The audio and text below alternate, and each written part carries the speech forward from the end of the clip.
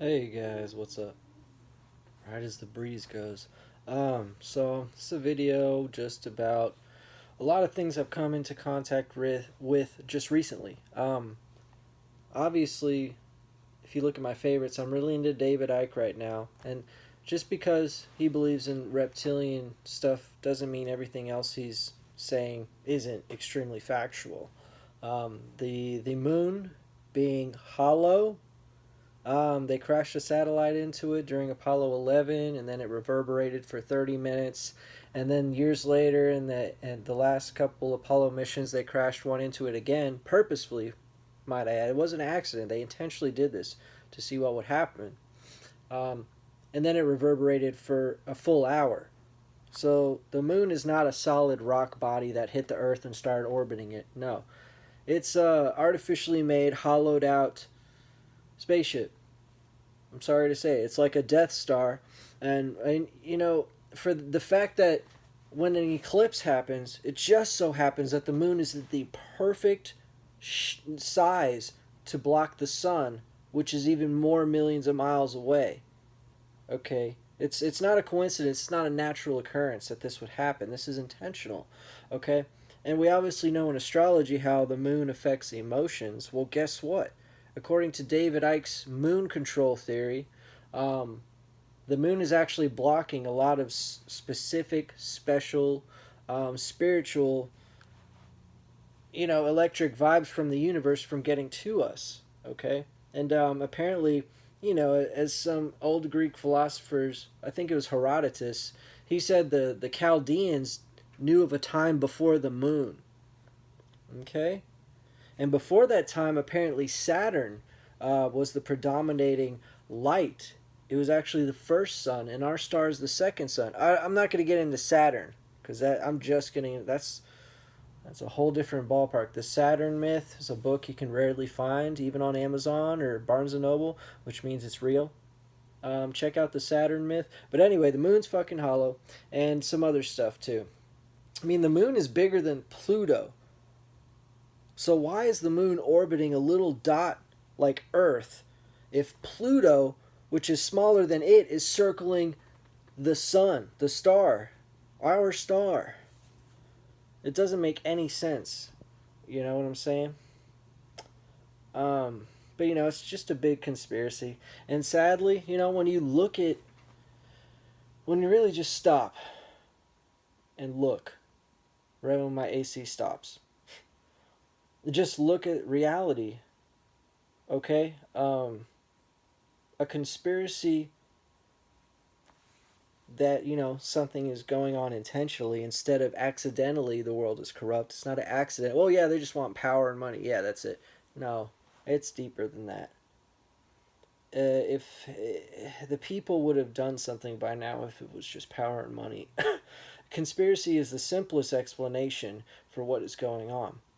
And if you want to go back down to the basics of science, philosophy, logic, the simplest explanation tends to be the most correct one. Well, the simplest fucking explanation is that it's a conspiracy. It's not a coincidence. Okay? And by it, I mean my other 1,000 fucking videos that you don't give a shit about. It's just reality, synchronicity, spirituality, truth is actually a hidden code. Just like the Bible is numbers, gematria, and all the stuff I've shown you. The reality is the same, not in a literal sense all the time, but it's a philosophical code. And we create a culture where you're not supposed to dig into that kind of stuff, or else you'll seem, like a radical or a fringe thinker, like this guy. Um, but Einstein was also wrong about quantum physics, so let's not, just point to someone and say, oh, that dude knew everything. Um, I mean, it's just, it's basically when science got into quantum physics. Let's take Einstein, for instance. He hated quantum physics. He was scared of something that was, sadly, ironically, relative. When you go into quantum particles, none of them behave as if they're supposed to. The law of conservation of mass says that you can't create something out of nothing. And yet, what do scientists say? The Big Bang is something that was created out of nothing. But besides that, quantum particles. When you bang two together, you get a million of them. So how can you bang two things together and get a million of them that are the same mass if you can't create something out of nothing, which is what the law of conservation of mass states, erroneously, because it's wrong. I mean, the book by Werner Heisenberg is called Philosophy and Physics. It's the one that talks specifically about the shift in the scientific viewpoint where we have to think philosophically now or nothing at all. Because it's no longer, it's not numbers anymore, folks. Like, have you heard of wave-particle duality? There's a really cool book you should check out besides Physics and Philosophy by Werner Heisenberg. You should check out The Dancing Woolly Masters by Gary Zukov and The Tao of Physics by Fritjof Capra. When I read those years and years ago, it confirmed how physics and spirituality could finally commingle. And that's exactly what I've been trying to do. Like, yeah, sure, there's knowledge and facts and laws of physics and blah, but how can you make that something to where it explains the spiritual aspect in life? Because, yeah, I'm an Aquarius. I want facts, knowledge, truth.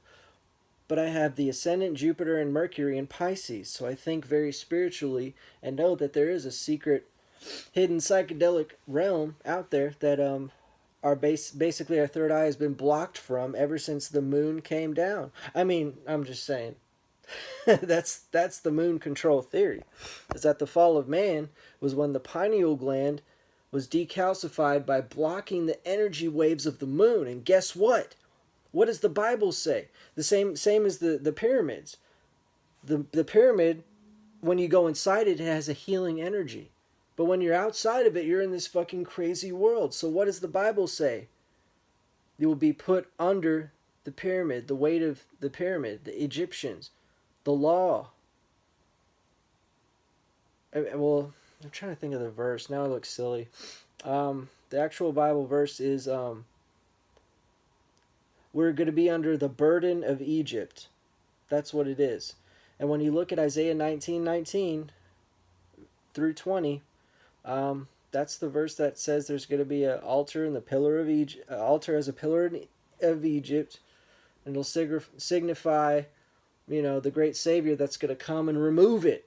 That's why there's no capstone on the pyramid, because it's not complete knowledge. The capstone is the eye of Lucifer on the dollar bill. It tells us on the money. So the pyramid right now not having a capstone symbolizes us not having our crown. This is the beast system. We're waiting for Jesus to release us from the burden of Egypt, which is Babylonianism and worshiping idols and people instead of God. You're going to worship the moon instead of worship who created the moon, God.